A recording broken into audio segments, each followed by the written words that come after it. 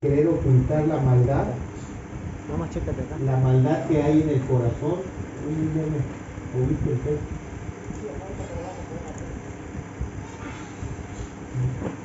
Entonces,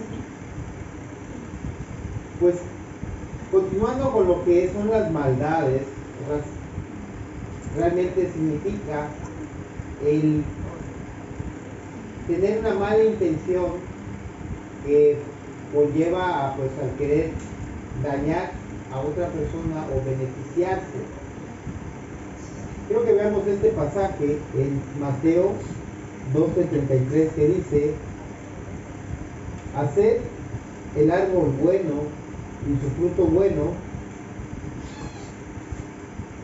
o haced el árbol malo y su fruto malo, porque por el fruto se conoce el árbol. Esto es algo muy importante, mis hermanos, que siempre tenemos que tenerlo en cuenta. Por los frutos, dice el Señor, por los frutos los conoceréis. Nosotros podemos decir que somos cristianos, que hemos crecido, que hemos, pues que estamos santificados, pero al final de cuentas no es nuestras palabras las que dan testimonio, sino nuestras acciones. Nuestras acciones son las que hablan de nosotros. Y, por ejemplo, recordemos que cuando hablaba la Escritura acerca de los frutos de la carne, que es celos, envidias, adulterios, fornicaciones, lascivias, hurtos, engaños, maldades, avaricia, codicia, soberbia, herejías. Todos estos elementos forman parte de lo que es los frutos de la carne, sobre todo cuando vemos murmuraciones, disensiones, contiendas, envidia, celos, que también forman parte de lo que son las obras de la carne o las manifestaciones de la carne. A diferencia de cuando es del Espíritu, pues recordemos que los frutos del Espíritu son gozo, paz, paciencia, benignidad, bondad, mansedumbre, templanza, fe y amor como la principal de todas. Entonces, ¿qué cosas estamos manifestando? Yo sé que a veces podemos decir, bueno, pues en la iglesia es fácil, pues que venimos y nos vemos nada más 2 horas, 2 veces por semana, pues es fácil poner una cara de santidad y una actitud de espiritualidad y de frutos. Pero aquí el detalle es que los que se dan cuenta de nuestro crecimiento espiritual o no, es la gente en la calle, con la gente con la que convivimos, con los que, por ejemplo, en nuestros lugares de trabajo, ya sea en nuestro negocio, en nuestro trabajo, ya sea en nuestra casa, ya sea con nuestros familiares que no son cristianos. A veces el testimonio que nosotros le damos a las personas que no están en la iglesia es el que va a dar prueba de cuáles son los frutos que hay en nuestro interior y qué es lo que sale de nuestro interior. A veces, por ejemplo, ¿se acuerdan que el Señor les decía a los fariseos que son sepulcros blanqueados, que por fuera están muy bonitos, pero por dentro están llenos de podredumbre?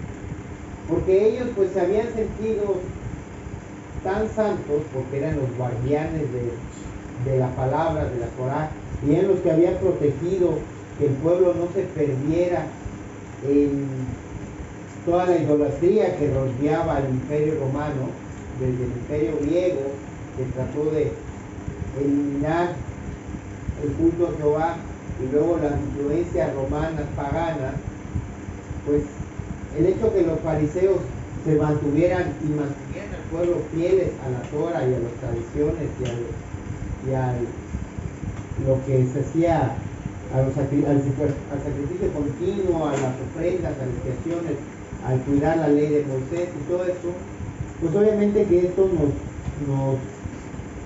nos hacía sentir santos. O sea, ¿qué es lo que ellos tenían? Tenían obras.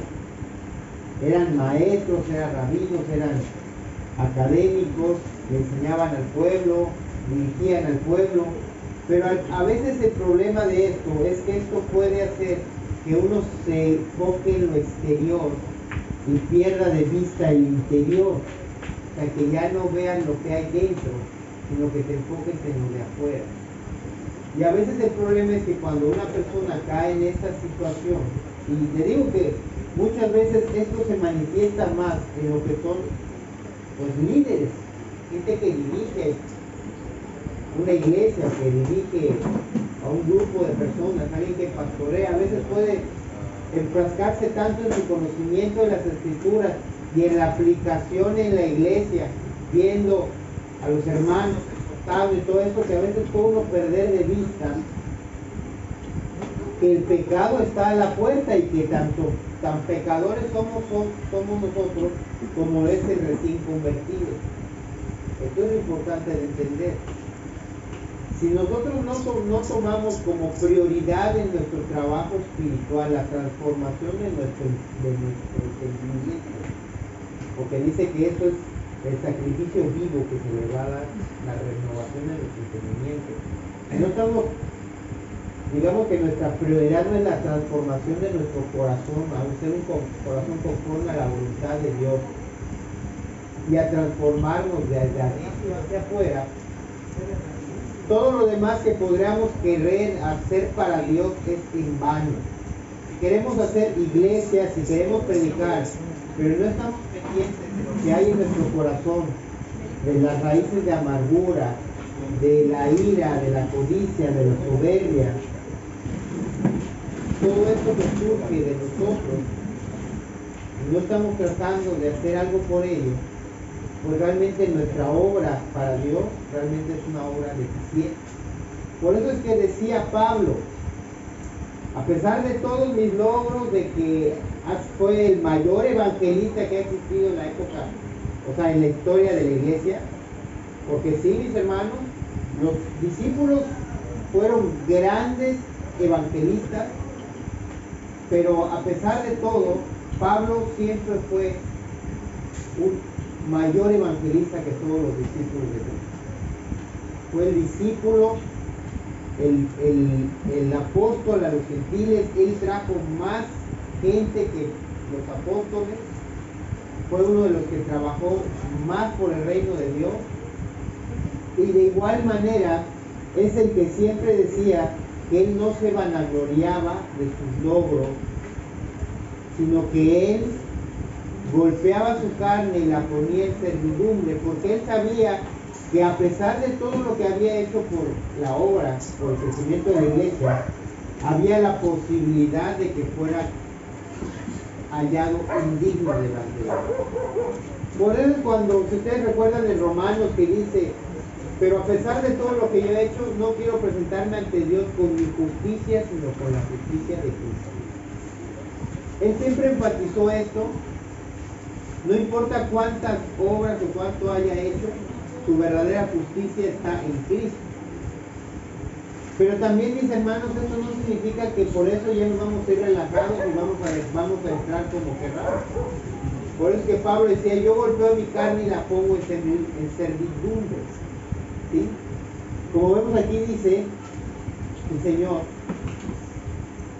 el árbol bueno da fruto bueno y el árbol malo da fruto malo.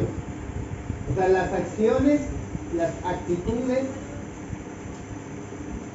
de una persona determinan qué tipo de persona es. Vemos que dice en Mateo 12:34, dice, generación de víboras, ¿cómo podéis hablar lo bueno siendo malos? Porque de la abundancia del corazón habla la boca. Realmente este pasaje es muy fuerte, porque el Señor le está diciendo, ¿cómo es que ustedes se pueden parar a predicar a Moisés y hablarle la ley cuando ustedes no la respetan? Y la verdad, pues también les digo, al menos personal, esto me pega mucho y me confronta con la palabra de Dios y con la voluntad. O sea, si yo me estoy parando aquí a hablar lo bueno, mi corazón tiene que estar conforme a lo que la palabra está diciendo. O sea, si el venir aquí a escuchar la palabra que es dura, que muchas veces se ha comentado que esta palabra es dura, es difícil de llevar, pues si es dura para ustedes, es más dura para mí, porque yo la estoy predicando. Bueno, para mí fuera guardarme esto y no expresarlo, pero al tener que expresarlo, también me hago parte del juicio que viene por estas cosas. O sea que yo no puedo venir y predicarles esto y regresar a mi casa como si nada. Yo no puedo pararme acá y hablarle acerca de la ira, de la murmuración, de las disensiones y regresar a mi vida y seguir viviendo como antes de venirme a predicar. O sea, yo puedo venir, ponerme mi careta de santidad, predicarles el mensaje y después, como los sacerdotes, termino la misa, me quito la sotana y la cuelgo. Pero ese no es el propósito de esto. El propósito de esto es de que si te vas a parar acá, obviamente que yo sé que es difícil esto, somos humanos, Dios sabe que esto es en manera difícil para el hombre, sabe que la salvación es imposible para el hombre, esto es don de Dios. Y la transformación de nuestro ser y nuestro entendimiento no es algo que nosotros hagamos, sino es algo de lo cual el Espíritu Santo se encarga por nuestra buena voluntad.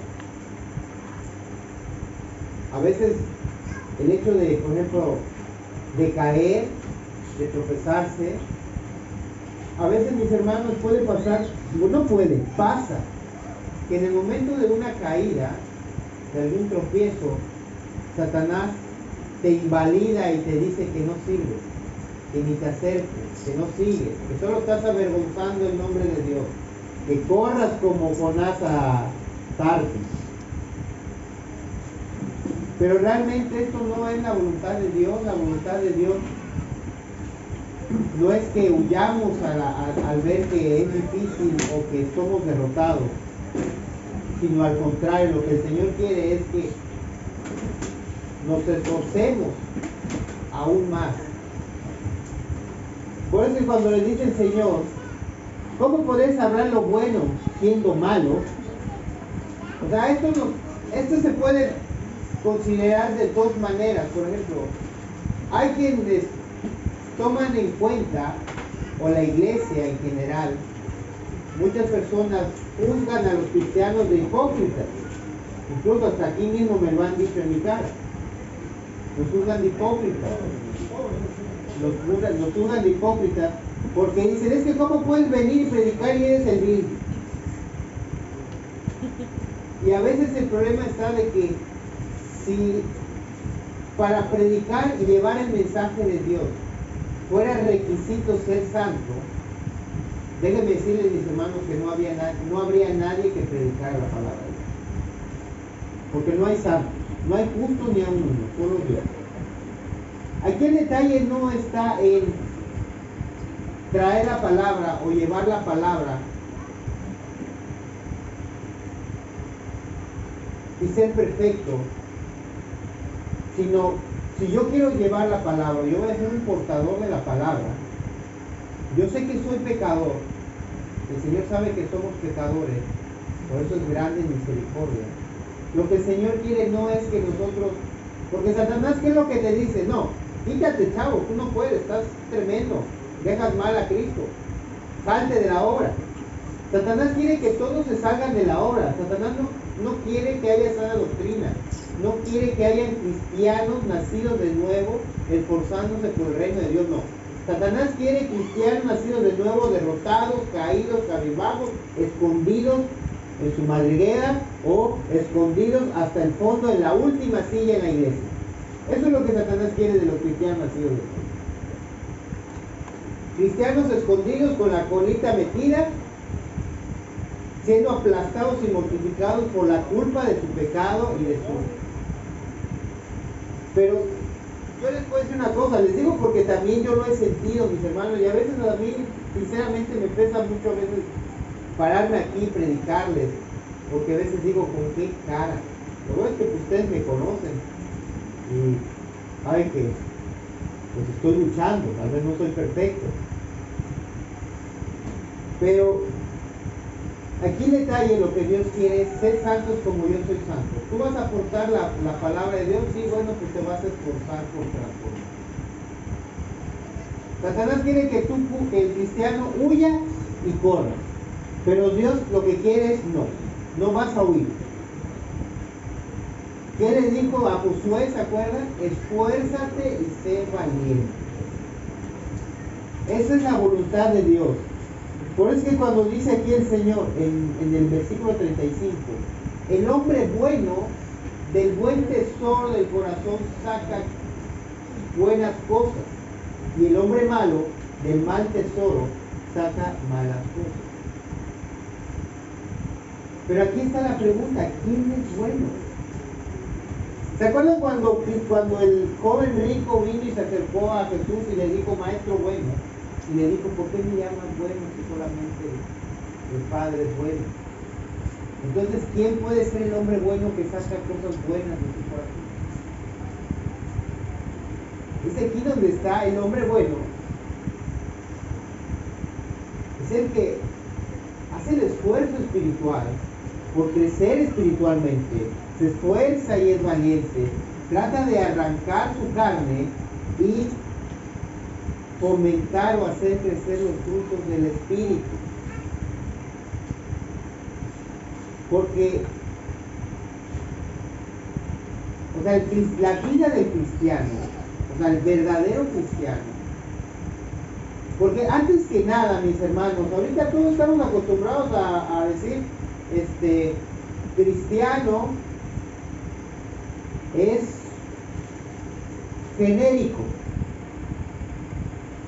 Cualquier persona que tenga fe o crea en Dios se puede considerar cristiano.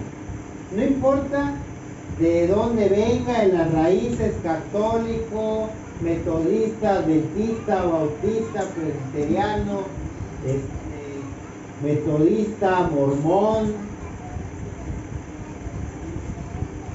No importa el apellido, al final de cuentas, cristiano es lo mismo.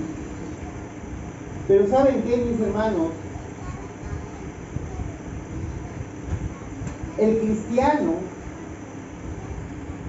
es un término muy difundido, pero si se usa como realmente, lo que realmente significa, déjenme decirles que casi nadie es cristiano. La palabra cristiano, o que vino que se forjó en la iglesia de Antioquía, cristiano, es un Cristo en pequeño o es un seguidor de Cristo. Es el que sigue el camino de Cristo. El cristianismo es la práctica de las enseñanzas de Cristo.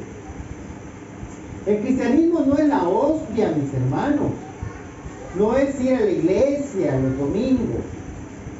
El cristianismo es seguir los pasos y las enseñanzas de Cristo al pie de la ley. Ese es un cristiano. Los demás son cristinos. Porque hay muchos cristianos, pero cristianos, pocos. Porque el cristiano sigue a Cristo.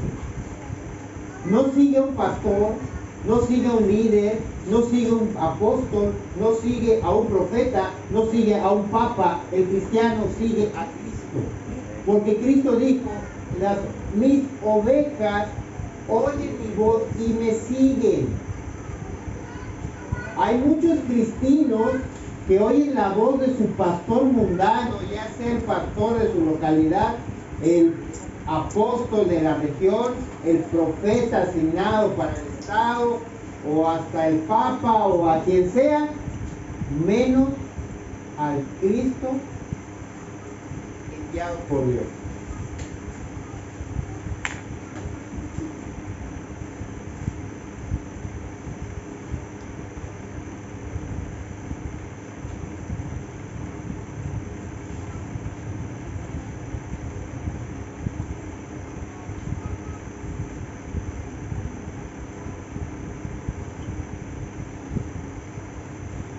Entonces, partiendo de ahí, tenemos que entender que el cristiano,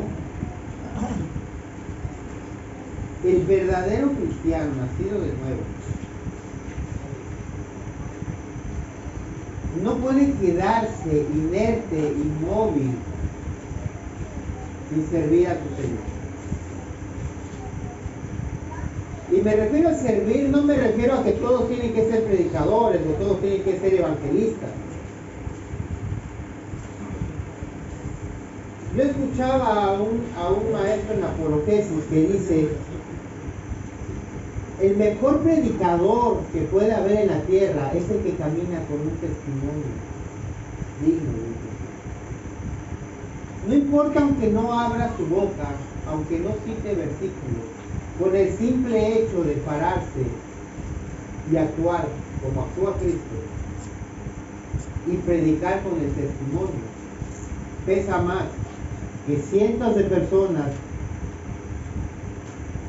haciendo prédicas de horas y horas, pero su testimonio no sustenta lo que es. El testimonio es lo importante, porque el testimonio es lo que da fe de nuestro crecimiento espiritual. Aquí es el detalle: transformar nuestro corazón malo a un corazón bueno. Quiero que veamos aquí en este pasaje de Juan 3:2. Estos pasajes quiero que los pongamos lo que significa un mal corazón. Por ejemplo, aquí vemos que dice en Juan 13:2, dice: cuando cenaban, como el diablo ya había puesto en el corazón de Judas Iscariote, hijo de Simón, que le entregara. O sea, Satanás ya había puesto en el corazón de Judas que traicionara a Cristo.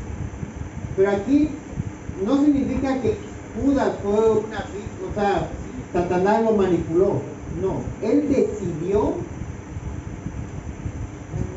traicionar a Dios, traicionar a su Mesías. Y aquí vemos que a pesar de todos los años que Judas caminó con Cristo, todos los años que él caminó con Cristo, pues parece ser que lo escuchó,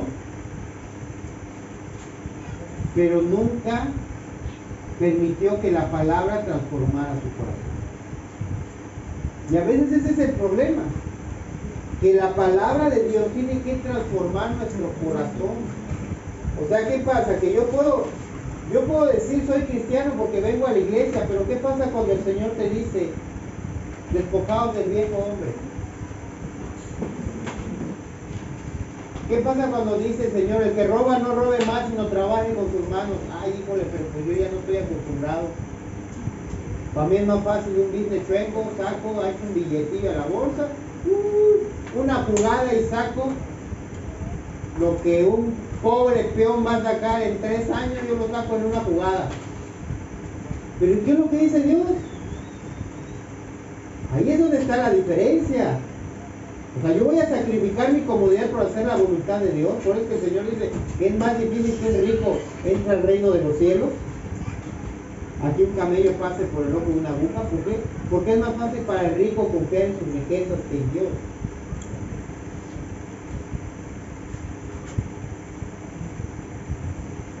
Quiero que veamos este pasaje igual en Génesis 4, dice: y dijo Caín a su hermano Abel: salgamos al campo. Y aconteció que estando ellos en el campo, Caín se levantó con su hermano Abel y lo mató. Y dijo Caín: ¿dónde está Abel tu hermano? Y respondió: no sé, ¿acaso estoy en guarda en mi hermano? Y Jehová dijo a Caín: ¿dónde está Abel tu hermano? Entonces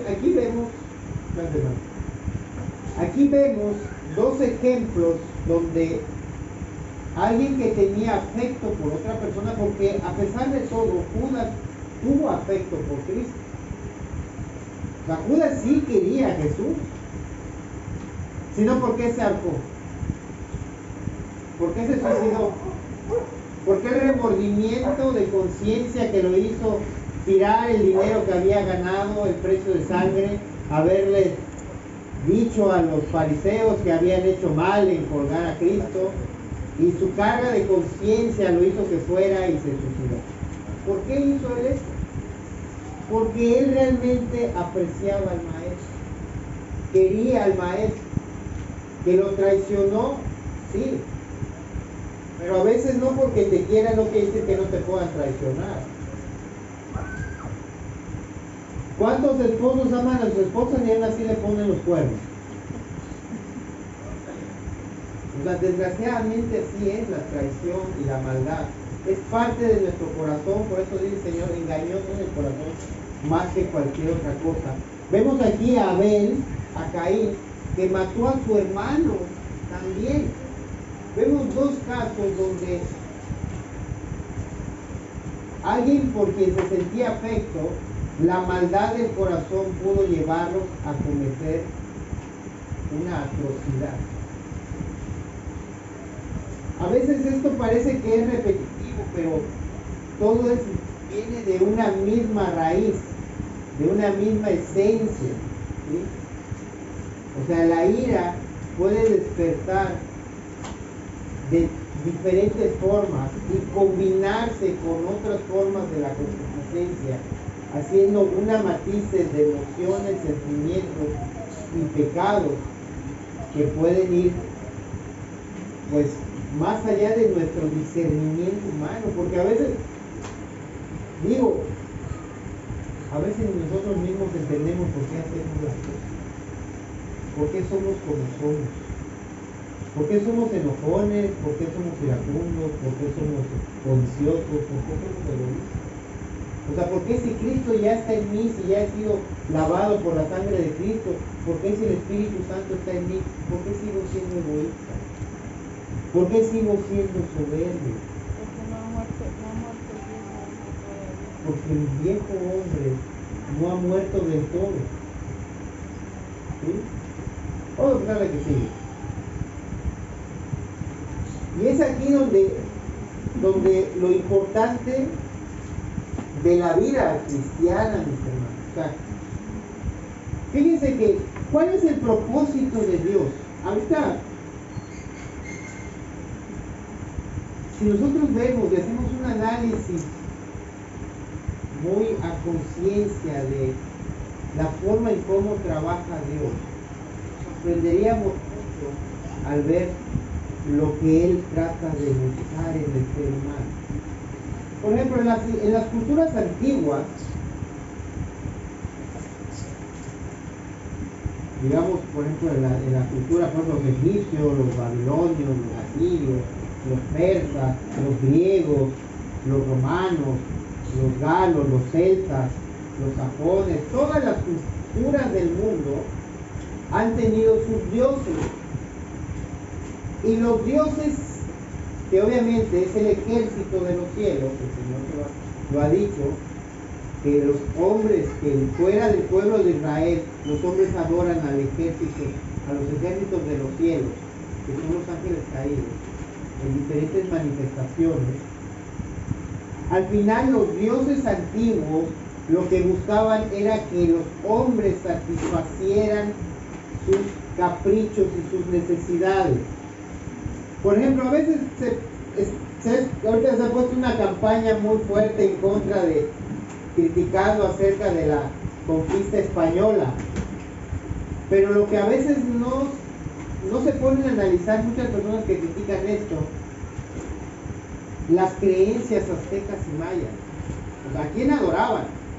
Para empezar, los aztecas adoraban a Huitzilopochtli, a Quetzalcóatl, a Mixcoatl, a Mictlán, dioses de la guerra, dioses de la muerte. ¿Saben esos dioses qué le pedían al pueblo? ¿Cómo los aztecas honraban a estas deidades? Con sangre, con corazones humanos, con sacrificios humanos. Cuando hacían sus fiestas o sus festividades, solsticio de invierno y el de verano, y en algunas otras fiestas ceremoniales, A veces sacrificaban hasta 300 personas.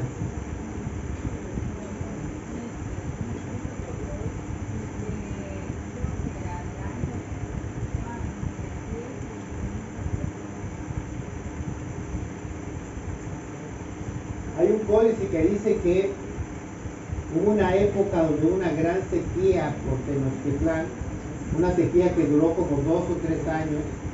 Dicen que en esa época llegaron a sacrificar hasta 300,000 personas al año. Diario ofrecían hasta 50, 100 personas diario, porque los dioses tenían que ser alimentados con sangre, con corazones humanos palpitantes, porque si no ofrecían eso, los dioses no mandaban lluvia. Los dioses, por ejemplo, el dios el Quetzalcóatl, que era uno de los que se encargaba de guiar el sol en su camino, si no era satisfecho, él podía no salir al día siguiente. Los aztecas vivían con el miedo de un día despertar y estar en oscuras porque el sol simple y sencillamente no renovó. Vivían con el temor de que sus cosechas no dieran, que las lluvias no cayeran. Por eso es que vivían aferrados, asesinando y sacrificando miles y miles de personas. Obviamente los aztecas, como la tribu dominante, no sacrificaban a sus hijos. Iban a las comunidades o a los asentamientos o a los poblados vecinos y se robaban a la gente de otras tribus y las llevaban para sacrificarlas en el templo mayor. ¿Cuál era esto? O sea, esto, mis hermanos, esto tan atroz. Si ustedes tienen la oportunidad de hacer un estudio de las religiones antiguas, esto era el común.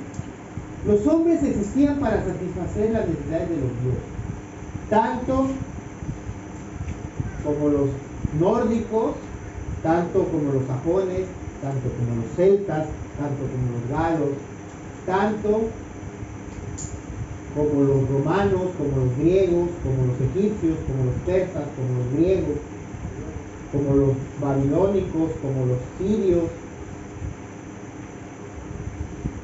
como los hindúes. Todas estas personas tenían que vivir para agradar a los dioses. A los dioses no les preocupaba el hombre, les preocupaba lo que el hombre podía ofrecer. ¿Ustedes creen que eso se puede considerar un Dios? ¿Qué dice el Señor? ¿Qué le dijo el Señor? En esa época donde todo el mundo andaba desesperado, viendo qué mataba en una piedra para ofrecer y agradar a los dioses, el Señor le dijo a Isaías: mi mano hizo todo lo que existe y yo estoy con el que es humilde de corazón. Estoy con él. ¿Qué es lo que Dios quiere? ¿Qué es lo que Dios le pedía al pueblo de Israel? Sacrificios. Sí, había una infinidad de sacrificios, pero nunca se sacrificó a un solo ser humano. Se sacrificaban becerros, corderos, carneros, tórtolas, palominos. Era lo que se ofrecía para Dios. Pero ¿cuál era el propósito de estos sacrificios? Los sacrificios en otras culturas, ¿por qué la gente sacrificaba a los dioses, ya sea animales, hijos, prisioneros de guerra? ¿Por qué? Para agradar a los dioses, para que hubiera lluvia, para que los cultivos crecieran, para que no hubiera pestes en el ganado, para que no cayeran enfermedades este año, para que tuvieran suerte para acudir a batalla. ¿Saben cuál es la diferencia entre los sacrificios paganos y los sacrificios que se hacían en el templo de Israel? Que los sacrificios en el templo de Israel era para la expiación de pecados del hombre. Dios no pedía sacrificios para mandarle lluvia al pueblo de Israel. Dios no pedía sacrificios para que los cultivos florecieran. Dios no pedía sacrificios para que no hubiera pestes o hambrunas. Dios pedía sacrificios para expiar el pecado del pueblo. Por eso se hacía el sacrificio continuo de la mañana, de la tarde, el sacrificio de la Pascua, la vaca alazana, la fiesta de los tabernáculos, el Yom Kippur y todas esas fiestas solemnes, lunas nuevas. Y se ofrecían sacrificios, ¿por qué? Para expiación del pecado. Por eso se ofrecía sacrificio en el templo de Israel en la época antigua. Porque lo importante para Dios, o sea, Dios no necesita que derrame sangre para que te mande lluvia. Dios dice, yo hago salir el sol tanto para buenos como para malos. Mando lluvia para buenos como para malos. ¿Cuántos malos hay en la tierra? Y los ciclos, las estaciones, el día y la noche se ha detenido. Nunca el Señor manda su provisión tanto para buenos como para malos. Pero el Señor pedía sacrificios para expiación de pecados. ¿Por qué? Porque era una sombra de lo que había de venir, porque el propósito del sacrificio continuo era la preparación del pueblo y del mundo para la gran expiación que iba a hacer el Señor con el Cordero de Dios que quita el pecado del mundo. Pero ¿cuál es el propósito? El propósito es quitar el pecado.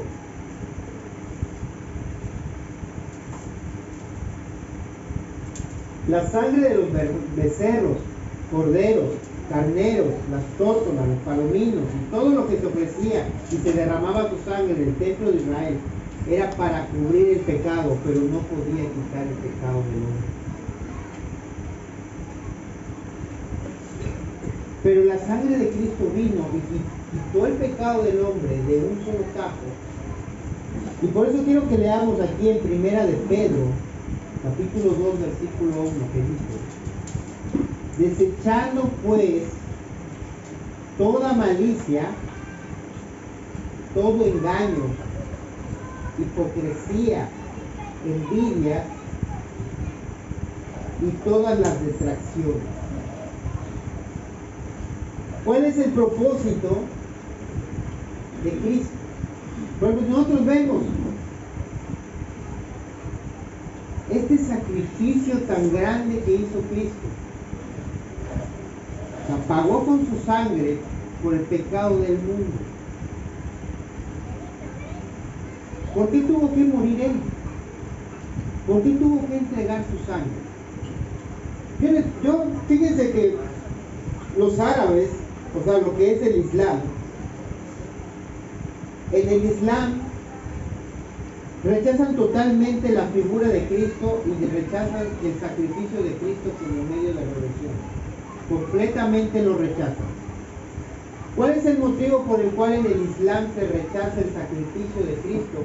Porque se considera que era innecesario. Para el Islam, Dios no necesita ofrecer a su Hijo, porque Dios puede perdonar los pecados. Para el Islam, Alá perdona los pecados. No necesita que el hombre que se haga un sacrificio por él. Él perdona.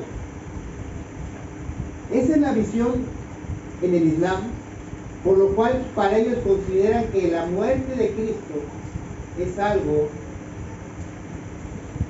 innecesario. Y por eso ellos sí creen en Jesús como un profeta, pero un profeta en menor categoría que Mahoma.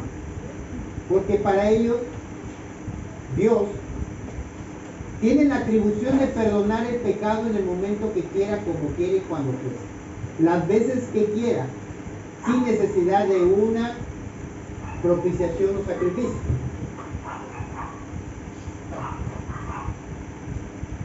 Pero aquí está el meollo del asunto. ¿De qué le sirve al esposo borracho y mujeriego que golpea a su mujer todos los fines de semana que la esposa lo perdone? Si al siguiente fin de semana va a regresar otra vez borracho y la va a volver a golpear.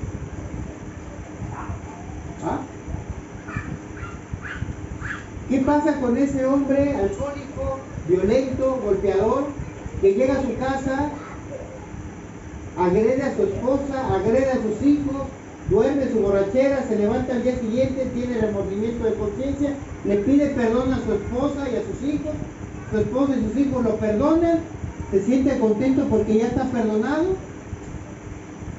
y a los pocos días se vuelve a poner otra hora peor, y vuelve a regresar y vuelve a repetir? ¿Hay algún efecto en el perdón de esa mujer hacia un marido golpeador y alcohólico? ¿Sirve de algo que una mujer maltratada y ultrajada por su marido, alcohólico y mujeriego, lo perdona cada vez que llega? ¿Sirve de algo? O sea, ¿cambia el marido por perdonarlo?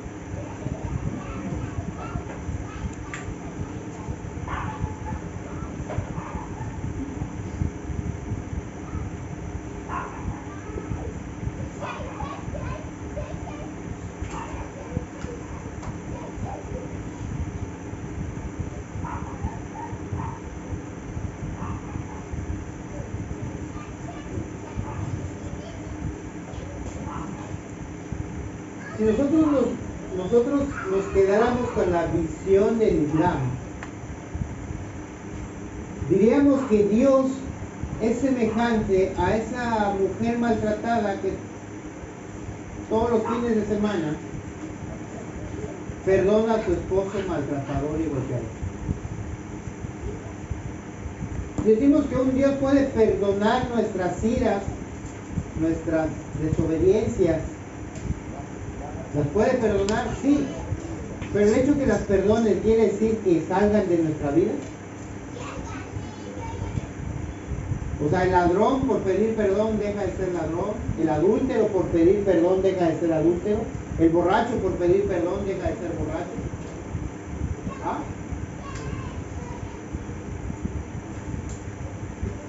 ¿Qué propósito tiene el perdón, mis hermanos? No nos perdamos de vista. El perdón es para sanar al que es herido.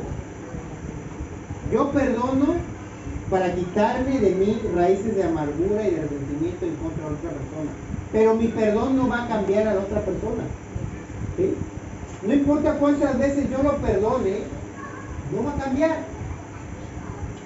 Yo puedo sanarme a mí mismo y evitar raíces de amargura, pero no puedo hacer que cambie. Una visión de un Dios que no necesita un sacrificio, que puede perdonar automáticamente, es la de un Dios que sabe que no va a cambiar sus hijos. Es como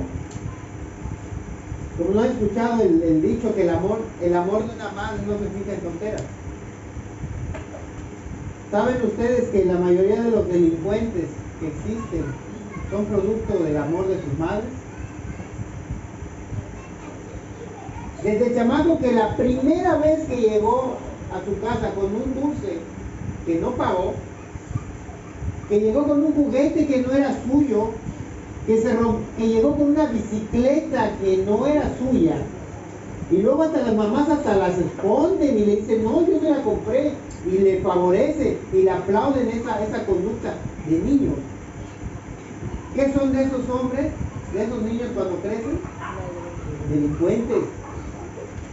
¿Por qué? Porque la madre dice, ay, mi hijo, pobrecito, perdónalo, y ahí va y le pide perdón, y ay, cuando está el mequetrefe ahí metido en el bote, dice, ay, mamita, por favor, paga mi vianda para que salga del bote. Y ahí va la mamá a vender casa, a vender lo que pum, lo saca, más tarde sacarlo que ya volvieron a meter lo que ya volvió a robar. O sea, el perdón no cambia las conductas, no cambia lo malo en nosotros. Por eso es que es importante, mis hermanos, el sacrificio de Cristo, porque ¿de qué manera, dice, nosotros podemos desechar la malicia, el engaño, la hipocresía y las detracciones? ¿Cómo nosotros podemos deshacernos de eso? O sea, si yo soy un malicioso hipócrita y cada vez que le hago mal a alguien me perdonan mi falta. ¿Saben cómo se ve eso? ¿Ustedes han visto a los niños malcriados y consentidos? A los que no tienen disciplina. Ahorita están, pero que de veras. Tenemos una generación sin límites, que no respetan a los padres. ¿Por qué? Porque, ay, no le pegues porque lo vas a traumar. No hay respeto ni disciplina. ¿Cómo podemos desechar de nosotros? Por ejemplo, a un niño, ¿cómo le quitas lo grosero?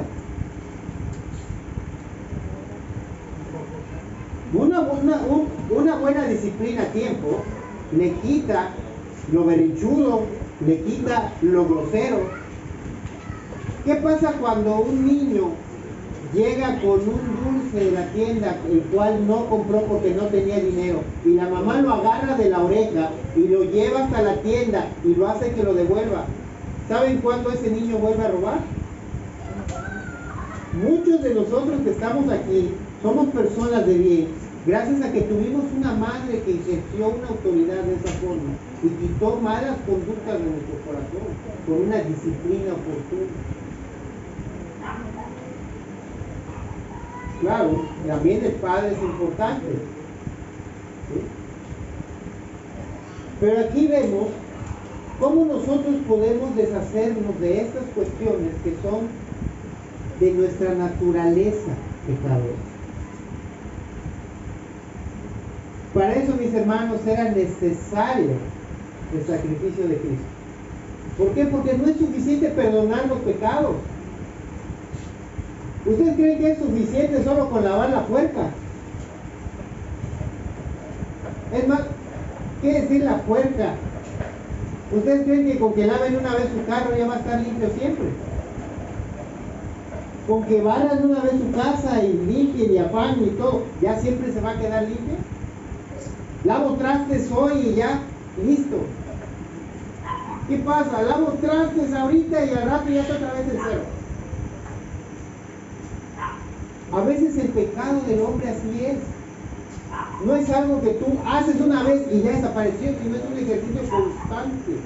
Es una práctica constante. Yo limpio mi casa hoy y la voy a tener que limpiar mañana. Y pasado mañana también. Y el día que yo no la limpie, va a quedar mugrosísima. Lo mismo a veces es con el pecado en el corazón del hombre. Nosotros estamos incapacitados de poder hacia nuestro propio espíritu. No podemos trabajar con nuestra alma ni podemos transformar nuestro corazón. Dios sabe eso. Dios nos creó. Dios sabe qué es eso. ¿Quién es el que sí puede hacer eso? El mismo que nos creó. Pero para que Dios pueda hacer eso en nosotros, necesita estar en nosotros. Y para que el Espíritu de Dios pueda estar en nosotros haciendo esa obra transformadora, era necesaria una propiciación. Cristo quita el pecado del hombre una sola vez y para siempre delante de Dios. Y entonces cuando el Espíritu Santo entra, ya no ve el pecado del hombre, sino ve la sangre de Cristo. Es como si ustedes se acuerdan, todo lo que vemos en el Antiguo Testamento son imágenes y son simbolismos de lo que iba a venir. Cuando el ángel de la muerte venía pasando, él veía la sangre en el dintel de la puerta y sabía que esas personas habían creído en la palabra de Moisés. Y la sangre era el símbolo de la fe de esas personas. Seguía su camino. Hasta una casa donde no había sangre, entraba. ¿Por qué? Porque no estaba cubierta por la sangre.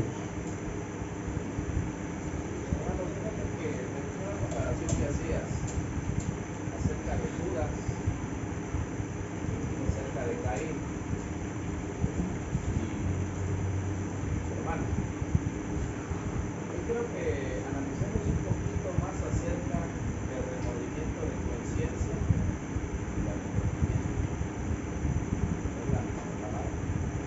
Sí, no, no, no. El que tiene remordimiento de conciencia, que es lo que Judas, porque Judas sabía que convivió con la iglesia, Judas sabía que era el Cristo, Judas sabía los milagros que había hecho Jesús, Judas era el tesorero de Jesús. Judas cuestionó cuando la mujer derramó el perfume en los pies de Jesús y dijo que bien se pudo haber vendido tanta cantidad y usar el dinero en otra cosa.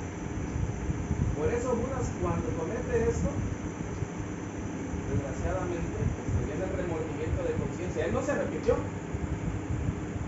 Vemos en contraparte Pedro. Pedro negó a Dios, a Jesús, tal como se lo había dicho el Señor. Pedro se arrepintió, recompuso el camino, siguió. Judas no. ¿Por qué motivo? Pero si vemos el antecedente histórico de Judas, sabemos de dónde, quién era su padre. Macabeos te lo muestra en Guerra de los Judíos. Quieren saber, y dice que era uno de esos caudillos que andaban tratando de derrocar a Roma. Era de un grupo que se llamaban los celotes. Entonces, este Judas traía la misma ideología de su padre. Él miraba a Cristo como él se proclamaba como el rey. El Cristo hablaba de su reino y Judas interpretaba que el reino de Dios era terrenal. No entendía que lo que estaba espiritualizando el Señor y él hablaba de un reino espiritual. Por eso en base a sus intereses Judas entraba en choque cuando el Señor perdonaba, cuando el Señor sanaba, sin recibir nada a cambio. Y sin embargo, esa gente que el Señor sanó, perdonó, ayudó, ellos fueron los que levantaron la mano cuando estaban ahí delante de Poncio Pilato y dijo: crucifícale. Vemos a un Job. Eso es algo muy importante. Los padres influyen mucho. Como influyó la vida del padre de Judas, así estaba influyendo en la vida de Job. Job pecó de alcahuete, o llamémoslo un pecado de omisión. Al momento de que Job venía y presentaba holocausto por sus hijos, no sea que en su borrachera hubiesen ofendido a Dios. Y esto es lo que le abre la puerta a Satanás para que Dios le pueda permitir que él entrara. Pero lo que Satanás no entendía, que el propósito de Dios era hacer una mejor persona, o purificarlo de todo lo que le rodeaba, de la mujer y de todo, y al final de cuentas, después que lo pasó por el crisol, digo estas palabras: de oír hasta había conocido al Señor. Mucha gente dentro del cristianismo conoce a Dios por dogma, por oídas, no por experiencia. Por eso el hombre, desgraciadamente, en su condición de nada más por oír, vive dentro de las iglesias sin ser regenerado. Dice el Señor que sin arrepentimiento no hay ¿qué? Perdón de pecado. Una persona que nada más tiene remordimiento y viene a la iglesia nada más para callar su conciencia, Hebreos 6 te habla, dice que los que una vez fueron iluminados, que gustaron del don celestial y recayeron, quiere decir que son personas que participaron. La palabra iluminar habla de manera externa. Gustar, saborearon de la sana palabra, no la degustaron, no fue parte de su vida. Sí, mucha gente este texto de Hebreos 6 lo agarra como que la salvación se pierde. La salvación no se pierde, simple y sencillamente que esta gente nunca fue salva. Por eso el Señor tiene que instituir, por eso desde Isaías 35 el Señor dice: yo Jehová iré y os salvaré desde el trono de la gracia, haré a la humanidad perdiéndose, hermano. Y siente misericordia, siente dolor en su corazón el Señor de ver la humanidad, y dijo: yo voy a ir y yo los voy a salvar. Yo los salvaré. Y manda a su hijo a morir en una cruz. Juan 3:16 es el propósito de que Dios dio a su hijo único para que todo aquel que en él cree, no creyó, no nada más creyó, sino que vive creyendo que él es el hijo de Dios. Cuando la persona de tanto oír la palabra de Dios y la cree, eso se llama fe. Entra compulsión, la tristeza en su corazón de haber vivido separado de Dios. Y Dios, que conoce y escudriña la mente y el corazón del hombre, si ve que es genuino, deposita el Espíritu Santo dentro de él. Y Jesucristo dijo: no se pongan tristes. Ya en el ocaso de su vida ministerial, el Señor dijo: me voy a preparar morada, para que donde yo estoy, vosotros también estéis. Pero no lo dejaré solo, les dejaré el ayudador. Por eso toda persona que quiere, el consolador, por eso toda persona que quiere hacer cambios en su vida es movido por remordimiento, por un estado de conciencia. Ahora, por eso el Señor dice, cuando Nicodemo en Juan 3 le pregunta: Señor, ¿cómo puedo ver el reino de los cielos? El Señor les dice: si no naces de nuevo, no puedes ver el reino de Dios. El Señor: ¿será que yo, siendo un hombre viejo, necesito hacerme pequeño y entrar al vientre de mi madre y nacer de nuevo? ¿Sí? Dramáticamente ves que hay una coma y parece que hay un espacio de tiempo y dice: el viento sopla, nadie sabe de dónde viene ni sabe a dónde va. Así es el nacido de Dios. Y ya vemos que la palabra viento viene de la palabra pneuma, que significa aire, espíritu, esencia. Está haciendo referencia acerca del Espíritu Santo. Cuando el Espíritu Santo entra a morar dentro del hombre, por haber escuchado constantemente la palabra de Dios, por haber permitido que Dios esté trabajando en su vida y provoque el arrepentimiento por la fe, Dios entra a morar dentro de él y te dice: eres una nueva criatura. Por lo tanto, el hombre, si no nace de nuevo, no puede ver un cambio radical en su vida. Es como que yo te dijera: agarro un marrano, lo lavo bien y lo encierro en mi casa. No tengo un año, si tú quieres encerrar en mi casa. Lo suelto, ¿a dónde va? Va a ir al lodo. Y si agarro un gato y lo aviento al lodo, ¿qué va a hacer el gato? Se va a salir y se va a tratar de limpiar. ¿Por qué? Si yo quisiera que la marrana o el marrano se mantenga limpio y el gato en el lodo, sería necesario cambiar en la naturaleza. Eso es lo que te promete Cristo. Te voy a dar una nueva naturaleza. Por eso Septiembre 25-36 dice, cuando habla acerca del nuevo nacimiento: yo, dice, derramaré agua limpia. Esa es una figura de la palabra. Yo le daré un espíritu nuevo. Yo quitaré el corazón de roca y le pondré uno de carne. Yo grabaré en su corazón mi ley. Yo haré que anden en mis caminos. Ahora, no es el hombre en su calidad de hombre, es Dios dentro del hombre en forma del Espíritu Santo, guiando la vida del hombre. Decías tú, es como aquel capitán que lleva a buenos puertos un barco. Por eso dice que es el ayudador y el consolador, porque él es el que nos va a consolar. Dice el Señor en el libro de Romanos: no contristéis el Espíritu, porque el que empezó la buena obra, él la va a perfeccionar hasta el día de Cristo. Por eso es necesario que nosotros estemos apegados a la palabra y teniendo en cuenta algo muy importante: oír con atención. Oír con atención y oír con atención. Por eso Josué 1:8 dice: no se apartará de tu boca este libro de la ley, sino que en él meditarás día y noche. Día y noche. Quiere decir que la palabra tiene que estar fluyendo en nosotros todos los días. Tenemos que escuchar, razonar, platicar, que ese sea nuestro tema de conversación, para que esa palabra pueda darnos el poder. Por eso dice que nosotros tenemos que fortalecernos en el poder de su palabra. La palabra poder aquí viene de la palabra que me creo.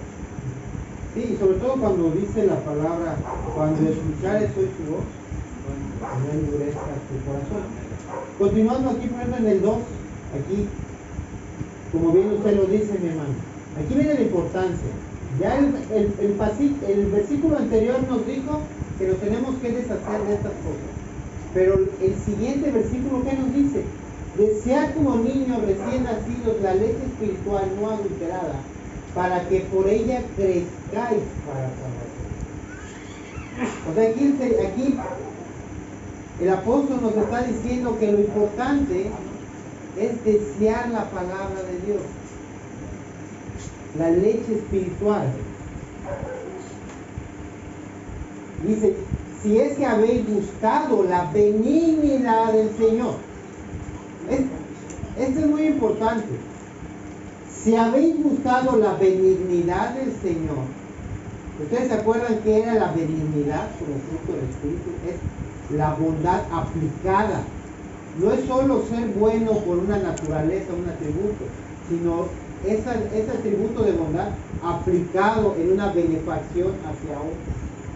Entonces, la benignidad de Dios aplicada en nosotros, solo la hemos vivido si el Señor nos ha dado de su Espíritu, porque solamente el que ha nacido de nuevo desea como niño recién nacido la leche espiritual.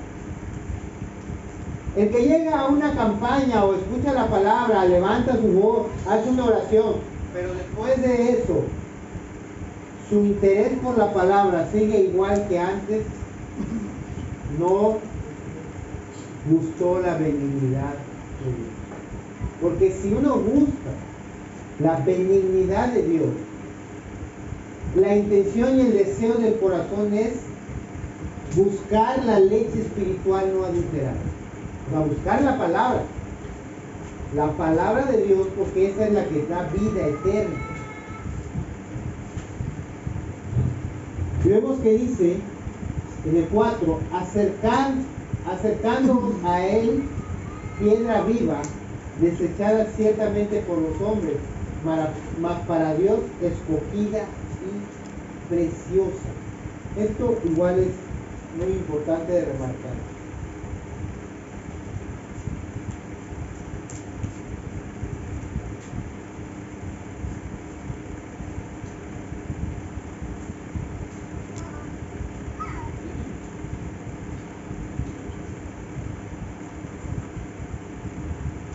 Aquí vemos que este pasaje de Pedro nos está diciendo de manera encriptada o digamos que en cierto orden cómo se da el suceso de deshacernos de la maldad y del engaño y de la hipocresía.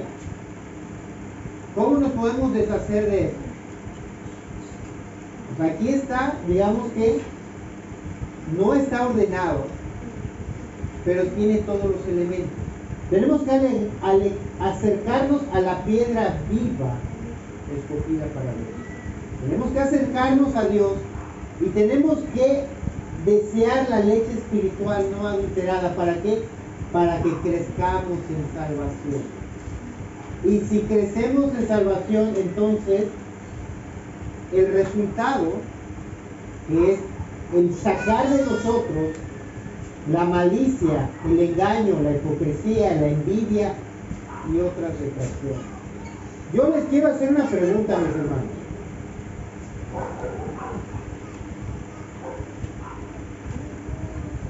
¿Cómo se le quita lo egoísta a un hombre? ¿Cómo le quitas lo egoísta a una persona? ¿Cómo sacas del corazón del hombre la envidia? Díganme qué terapia hay para agarrar a un envidioso, sentarlo y quitarle lo envidioso. ¿Cómo se puede quitar lo iracundo de una persona? ¿Ah? ¿Cómo se puede quitar? ¿Cómo se puede quitar? Digo, esto hablando humanamente. O sea, aquí el propósito es lo que Dios está haciendo. Lo que Dios hace, el hombre no lo puede hacer. Por eso es que quiero que entendamos que sin Cristo, supongamos, en el mundo natural, una persona tiene un problema de, ¿qué será?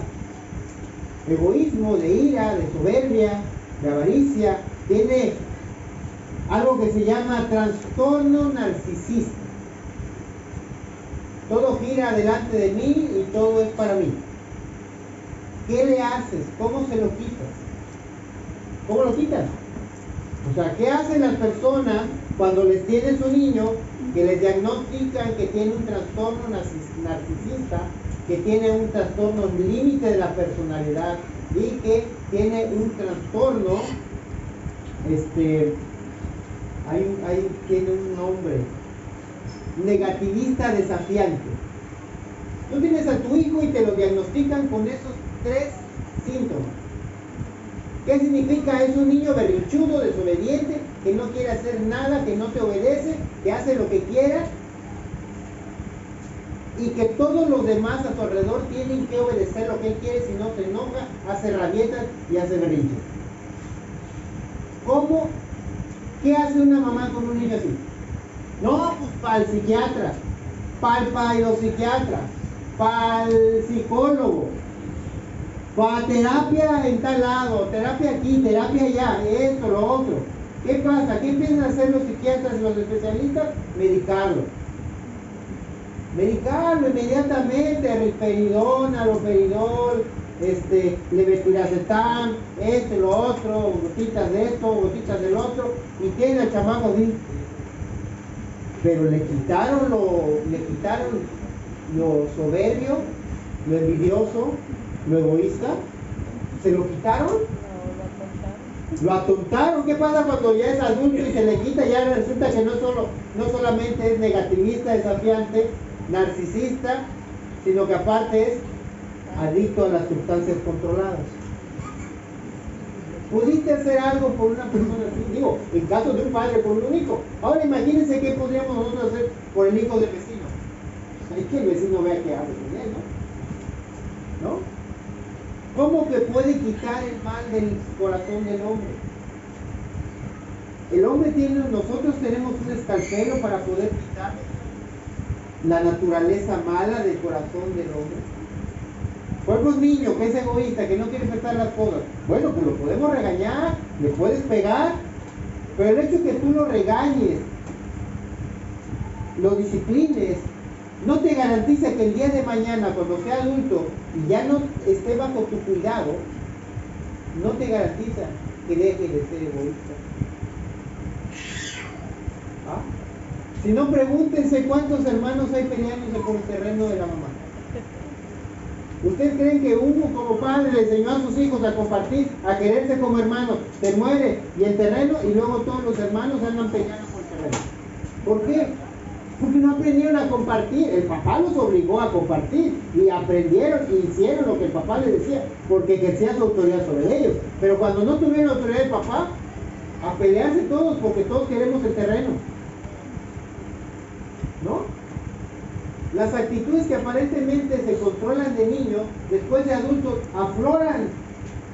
Hubo un cambio en el ser, en el hombre. De verdad, a veces yo, la otra vez escuchaba a un psiquiatra que decía, una de las disciplinas de la medicina más frustrante es la psiquiatría, porque haces mucho pero no resuelves nada. No resuelves nada. Tristemente, puede uno ayudar a manejar ciertas cosas aquí y allá, pero al envidioso no le quita lo envidioso. Al lascivioso no le quita lo lascivioso. Es más, ni siquiera el homosexual le puede quitar lo homosexual. ¿Qué pasa? Por eso es que Cristo tuvo que morir, porque solamente Dios es el único que puede quitar eso del corazón del hombre, nadie más.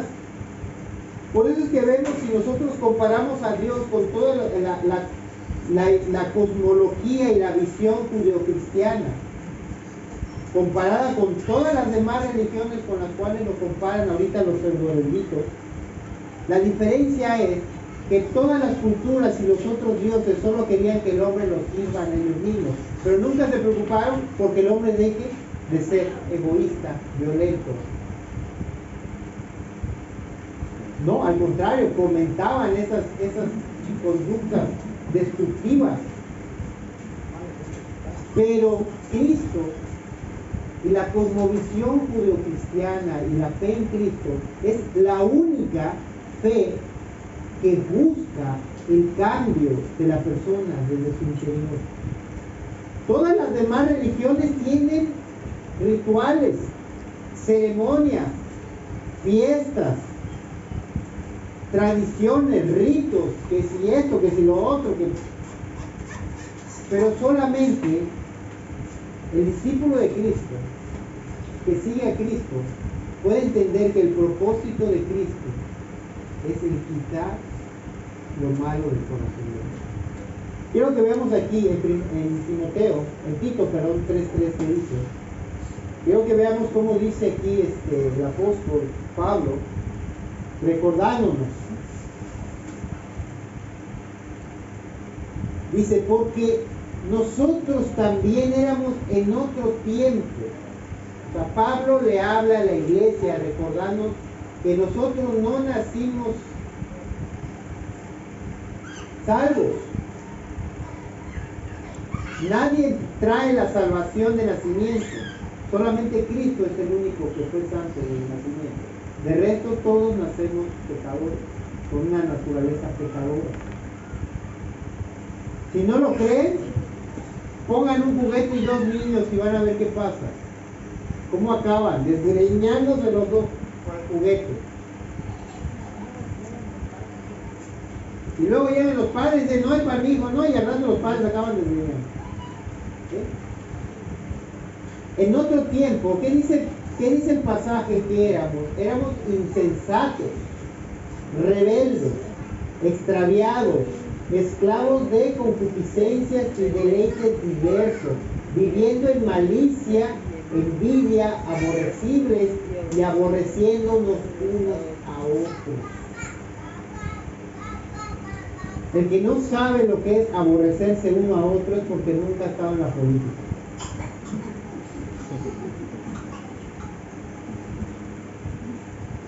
Esa era la naturaleza del hombre antes de Cristo. Esa era nuestra condición, dice Pablo, antes de que Cristo viniera en nuestras vidas. ¿Cuál es el propósito del sacrificio de Cristo y la obra de Dios?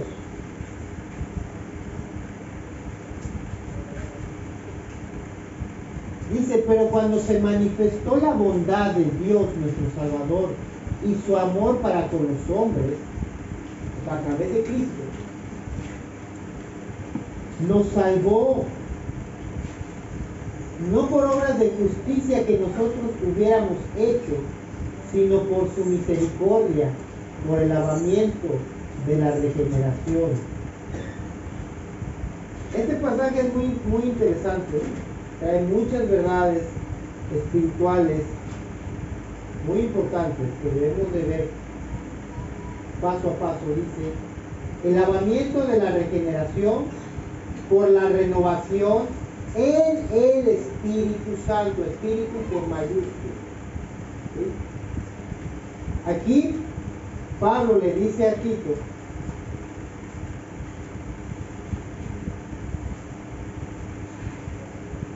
que antes de venir a Cristo estábamos en esto. Unos en alguna otra cosa más que en otra, pero todos andábamos embarrados de algo. Y yo se los digo aquí, delante de ustedes, nadie puede negar que envidia alguna vez ha habido en el corazón de todos los presentes. El que no haya visto algo de esto en su corazón, en su vida, que me aviente la primera piedra. O sea, eso está en nosotros. Pero cuando Cristo hace su obra y se manifiesta la bondad de nuestro Salvador para con los hombres, quiero que vean que el amor de Dios que se manifestó no fue por lo que hayamos hecho. ¿Sí? Esta es la diferencia de otras cosmovisiones. Agradas a los dioses por lo que hagas por los dioses. O en otras denominaciones ritualistas, agradas a Dios por los rituales que hagas. Porque vayas aquí, porque vayas acá, porque no hagas nada tal día, porque hagas tal cosa tal día, porque te comas esto, porque no comas lo otro. Haciendo rituales, nosotros en otras formas se considera que se puede agradar a Dios haciendo o no haciendo, cierto o no cierto, ritual, no ritual, esto, lo otro. Pero aquí Pablo nos dice que la salvación no es por nuestras obras de justicia, sino por la misericordia. ¿Misericordia de quién? Pues misericordia de Dios, obviamente. ¿Misericordia por qué?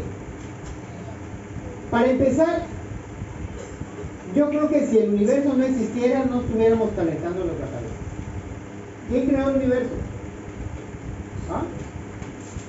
El milagro de la creación del universo solo puede ser mano de Dios, tan inmenso y enorme como es, sobrado. Es una obra de misericordia, porque sin el universo no existiría la tierra. Que nosotros estemos parados aquí en una tierra, en un planeta firme, sólido, capaz de soportar la vida, ¿es obra de la casualidad? ¿De la suerte? No, es la misericordia de un Dios creador que creó un universo y creó una tierra con el medio habitable para que pueda surgir una especie de amados seres humanos, hecho a imagen y semejanza del creador de todo. Ahí empieza la misericordia, mis hermanos. ¿Y cómo culmina la misericordia después de haber hecho la tierra, de haber creado al ser? Porque obviamente que nosotros no nos creamos a nosotros mismos, ¿verdad? Yo decidí mi nacimiento. Yo tuve algún poder sobre mi concepción, en qué familia vine, en qué tiempo. ¿Verdad que no? Desde ahí ya está la misericordia de Dios, en que existimos por la misericordia de Él. ¿Y dónde culmina la misericordia de Dios? En la cruz. En la cruz culmina la misericordia de Dios para con nosotros.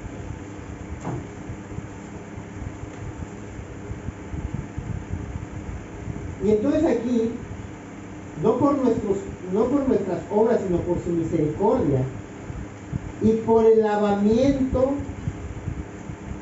de la regeneración.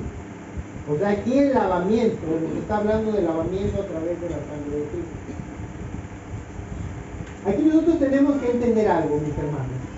Si Dios dijo, mi reino no es de este mundo, ¿ustedes creen que su obra es de este mundo? ¿Qué lavó y renovó nuestro Señor? Nuestra carne,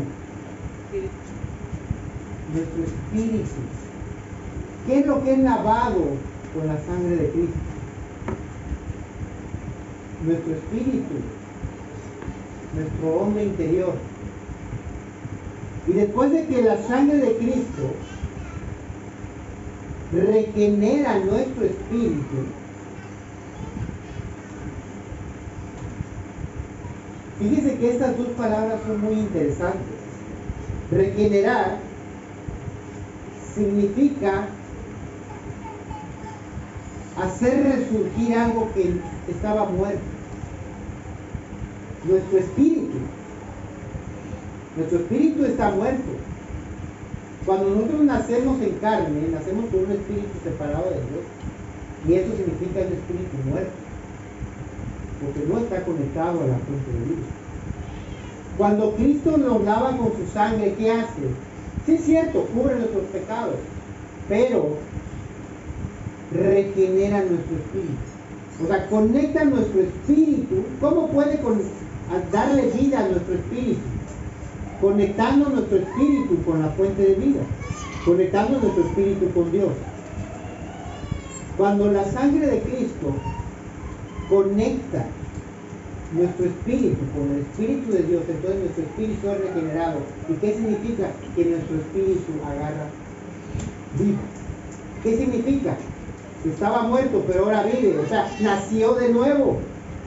No en el sentido que nosotros conocemos del nacimiento a través de una mujer, a través de un vientre, de un útero, pero sí un nacimiento a través de una simiente espiritual que entra en un cuerpo de carne. haciendo surgir un ser espiritual, donde no había un espíritu vivificado. Entonces la renovación, la regeneración es esta transformación del espíritu muerto en un espíritu vivo a través de la sangre de Cristo. Y cuando nuestro espíritu es regenerado, entonces también es renovado por el Espíritu Santo. La renovación del espíritu y la regeneración del espíritu no son lo mismo. Tienen diferencias. Cuando un hombre natural, el espíritu, ¿se acuerdan que los comentaba al principio cuando veían acerca del espíritu y del alma y del cuerpo? Que el espíritu está muerto y se amalgama con el alma de tal manera que el espíritu prácticamente es inexistente en el hombre natural y se mezcla con el alma sin que pueda haber una diferenciación, por eso está muerto. Pero cuando el Espíritu Santo entra en nosotros y vivifica nuestro cuerpo espiritual y nacemos de nuevo, lo que renace es el espíritu que está dentro. Porque acuérdense que aunque lo creamos o no, ¿qué es lo que le da vida al cuerpo? El espíritu. Dice la palabra, el cuerpo va a la tierra y el espíritu vuelve a Dios que lo dio. Cuando Dios respiró aliento de vida, Dios le dio espíritu al hombre. Pero ese espíritu está muerto por el pecado del hombre. Pero cuando Cristo nos regenera, vivifica nuestro espíritu. Pero nuestro espíritu está vivo, pero sigue acostumbrado a como vivía antes de ser vivificado. Sigue acostumbrado porque nuestro espíritu está amalgamado en nuestra alma y cuando es renovado sigue teniendo las formas que tenía antes de ser vivificado. Pero el Espíritu Santo entra y entonces la renovación, ¿qué significa? Hacer algo viejo nuevo. O sea, nuestro espíritu vicioso y adaptado a los vicios de nuestra alma y de nuestro cuerpo, viviendo para los placeres y para la carne, ahora es renovado para vivir conforme al Espíritu. ¿A través de qué? Del Espíritu Santo. La obra de Dios, mis hermanos, la obra de Cristo, no fue una obra carnal para la carne, fue una obra espiritual para el espíritu. Lo que Cristo vivifica es nuestro espíritu y lo que el Espíritu Santo renueva es nuestro espíritu humano. El cuerpo para nada sirve, va a ir a la tierra y el fuego. Para poder cambiar y quitarnos todo esto, nuestro espíritu tiene que ser vivificado para que el Espíritu Santo y nuestro espíritu vayan arrancando la maleza que está en nosotros.